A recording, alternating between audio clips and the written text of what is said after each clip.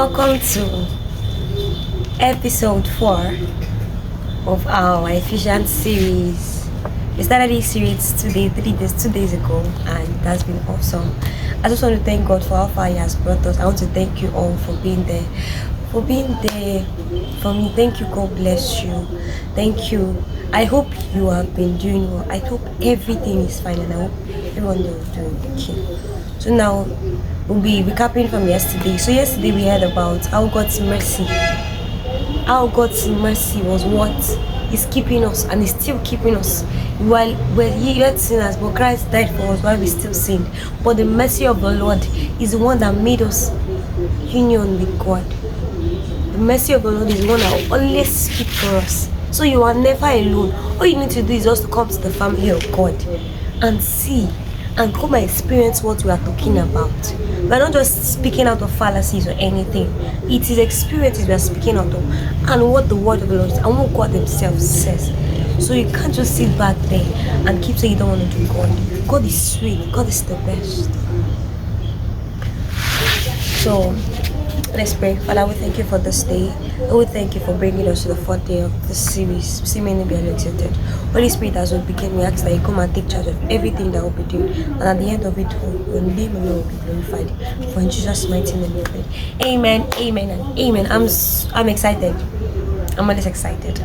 So, yesterday we read from Ephesians chapter 2, verse 1 to 10. So now we'll be reading from 11 to the last verse. That's verse 22. You Gentiles by birth, called the uncircumcised by the Jews, who call themselves the circumcised, which refers to what men do to their bodies. Remember what you were in the past. At that time you were apart from Christ. So that means there used to be one time you were apart from Christ. Before Christ came, you were apart from Him. There used to be one time you knew God. There used to be one time you gave yourself to God. There used to be one time you loved God. You left your fellowship with God. There used to be a time like that. So what happened now? At that time, you were apart from Christ. You were foreigners and did not belong to God's chosen people. You had no part in the covenants, which were based on God's promise to His people, and you lived in this world without hope and without God. This is how some of us, our lives are. We are living in this life without hope and without God. We are living this life just the way we see it, not the way God sees it from His lens of the scripture. We are living it without hope and without God. Why? Why did you choose to do that? Why did you choose to live a life like that? Why do you choose to suffer like that? If you don't have God, my dear, you don't have anything. You really don't have anything. So why do you choose to live a life without hope and without God? There used to be a time like that. But now, in union with Christ, thank you, Jesus, for what you have done. But now, in union with the Christ, you who used to be far away have been brought near by the sacrificial death of Christ. For Christ Himself has brought us peace by making Jews and Gentiles one people. So before Christ came, there used to be this one was saying, I'm a Gentile, I'm a Jew. They don't used to settle. They were like enemies. Everybody was apart. Nobody came together. Nobody had one language. Everybody was living their life the way they want. Everybody hated themselves. And that's how we are. You hate that your closest neighbor and you claim to love God. You hate your brother, your sibling, you hate them, and you claim to love God. Things are not done like that in the kingdom of God. No. But what Jesus did, can't we just reflect on the love of God? Can't we just reflect on the sacrificial death of Jesus on the cross? What Jesus did. That enmity that was between the Jews and the Gentiles, whoever, He came and brought and stood in the middle and became that bridge that we can now pass to the other side. He said, you have been brought near by the sacrificial death of Jesus. By that sacrifice on the cross, you are brought near to him. You no longer be afar. You no longer be distant. So now you that is keeping malice and grudge without your brother, because of the love of God and because of the sacrifice that Jesus did for you on the cross of Calvary, please make peace with your brother. Please make peace with your brother. Don't be angry. Don't take that grudge. That was what Jesus did for us. He came and became that sacrifice so that you'll be able to forgive that person and move on. So now, he has brought us peace by making Jews and Gentiles one people. Christ brought us peace. So why can't you live in peace and unity with your brother? Why? Why can't you? This scripture is urging us today that we should live in peace and unity because of Jesus' death on the cross. He brought peace. That's why if you look at most Christians, like their life is about peace. They don't like stress. No stress. It is peace. The peace sends like a river. It sends like a flower that blossoms. That is how it is. So, don't keep that hate in your mind. Be a person of peace. Christ brought us peace. We're expected to exhibit that peace. No matter whatever that thing that person has done for you. Forgive the person and let the peace of Christ reign in your heart.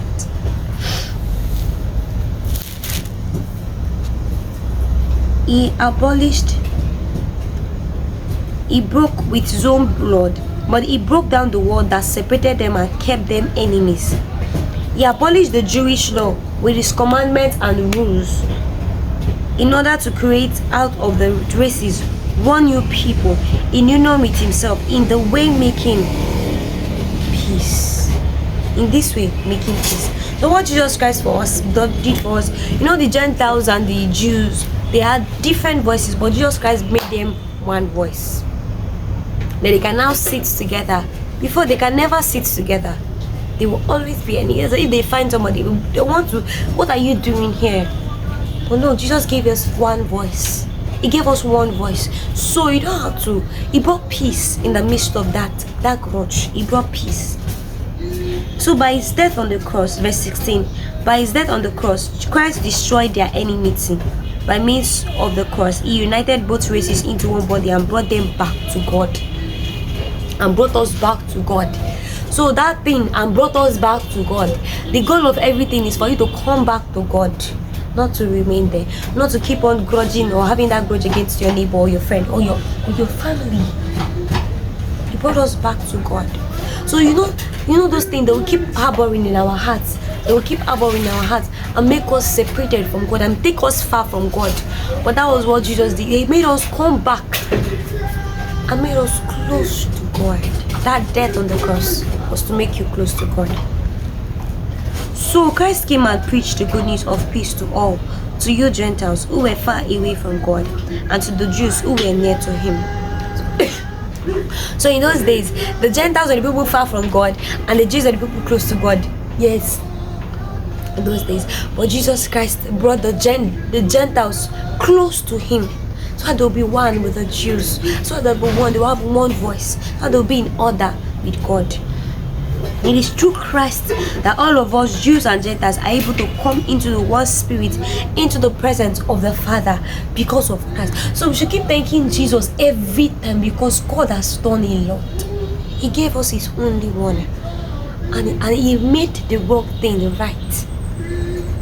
Because I can imagine if those guys are still fighting, if those guys are still in enmity with each other, I don't know what the world will have been for us. But God brought peace between them. So the new Gentiles are not foreigners or strangers any longer. So you with your brother are not foreigners or strangers any longer. So you, your sibling, are not foreigners or strangers any longer. You are now new fellow citizens with God's people and members of the family of God.